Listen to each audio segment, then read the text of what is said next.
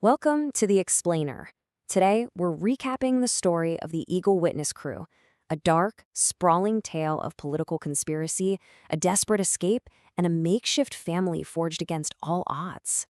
So we're going to follow their journey in 4 major acts, from uncovering a horrific secret in the city-state of Tahala to becoming fugitives on the high seas, then finding a fragile refuge on an ancient island, and finally, to facing the new threats that have followed them right into their sanctuary. Okay, let's dive right in. Our story kicks off in the port city of Tahala. A group of strangers, you've got the paladin Orthas, the monk Bones, the stoic Balbarum, and the wild magic wielder Raven.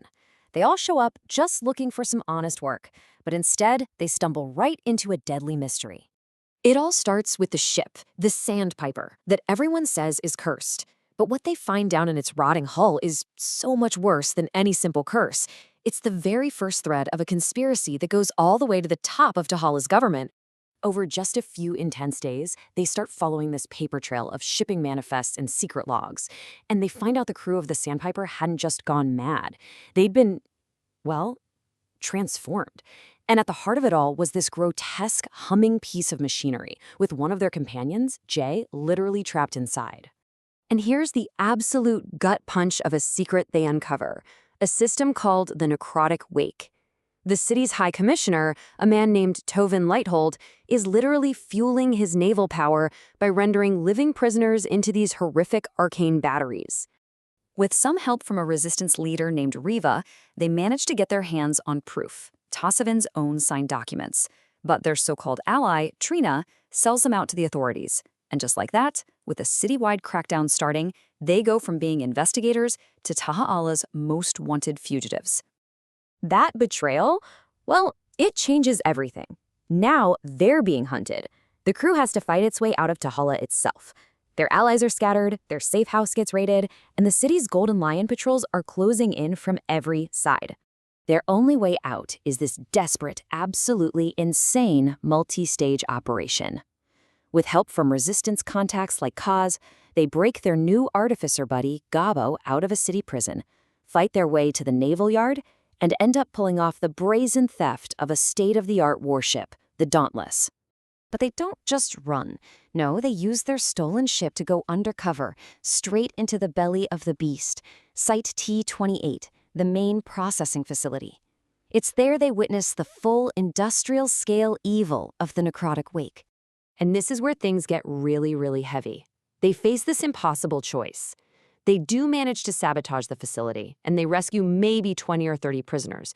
But to escape with their lives, they're forced to leave hundreds more behind.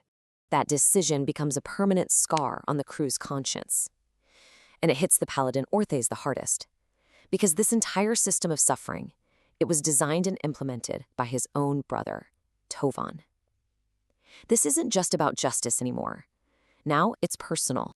So, with a damaged ship, a crew they barely know, and a bunch of traumatized refugees, the party finally makes landfall on this uncharted island, Mesika Cay. They are absolutely desperate for a safe harbor to just repair and regroup. But this island, well, it's not the empty sanctuary they were hoping for. Not even close. They discover an ancient bone temple, crawling with a death cult, and you just know there's something else, something ancient and powerful, waiting for them in the darkness below. Deep down in the temple's lowest chamber, after fighting through ghouls and cultists, they're confronted. But it's not some monster. It's a young silver dragon named Nezarim. And his first words aren't a threat. They're a statement. You brought it back. And this is where all the pieces just click into place. That strange necrotic core they rescued from T-28, the very engine that's been powering their stolen ship, it's not a machine. It's a living, sentient dragon egg called the Storm Heart. And this island, Mesika Cay, is its home. Nezarim, the egg's young guardian, basically lays out 5 paths for its future. They could weaponize it, they could keep using it as a shield, they could just set it free. But in a moment that really defines this found family, they choose the 5th option, to heal it first. They choose stewardship over power.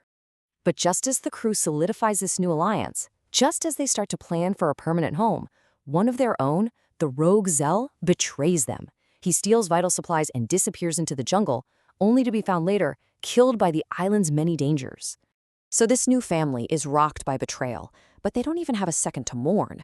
a new, more immediate threat appears right on the beach, proving their sanctuary is anything but safe.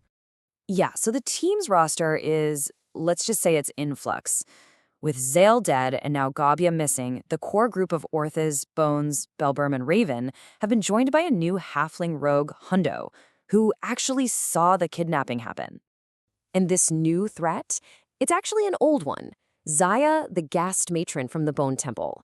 She's back, and she has specifically targeted Gabo for his engineering skills.